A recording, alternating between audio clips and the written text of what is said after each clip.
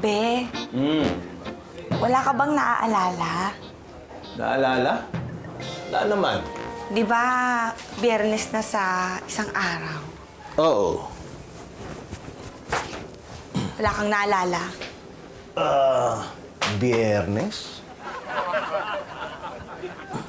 Mag-isip ka naman. Nag-iisip ako pero wala akong maalala eh. Kakainis ka. Wala. Teka. Naalala ko na. Naalala mo na? Buti na lang pinaalala mo. Kundi mapapalayas tayo dito. Anong mapapalayas? Oh, di ba kailangan natin magbayad sa Biyernes kundi papalayasin tayo dito sa bahay? Palit ko.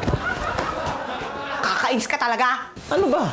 Ano ba meron sa Biyernes? Wedding anniversary lang naman natin. Be, naku! Pasensya na. Nakalimutan ko. Pasensya na. Kaya mo nakalimutan dahil hindi siguro importante sa'yo. Ba't ka nakapagsalita? Importante siyempre sa akin lahat yun. Marami lang ako iniisip. May pambayad sa bahay. Nakalimutan ko lang talaga. Hindi. Dapat naman kasi eh. Dapat alam mo yon.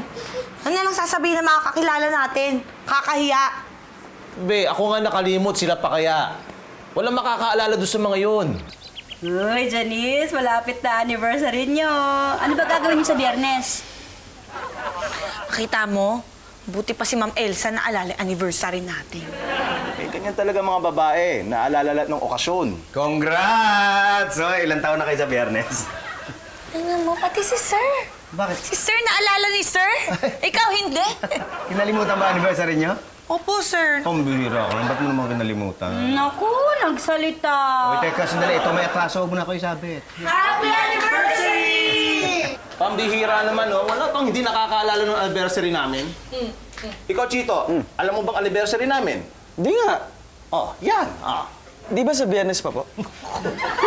Oh, anong yan? Wala. Tito Patrick! Happy... Salamat, Clarissa, ha? Isa lang ibig sabihin nun. Mga tunay nating kaibigan nakatira dito. Subukan natin pumunta sa opisina. Tingnan natin kung may makaalala doon. Uy, Denise, advance happy anniversary! Saan po kayo sa Friday? Lapit na Friday, invite naman dyan. Uy, bakla, advance! Saan napunta niyo sa Friday?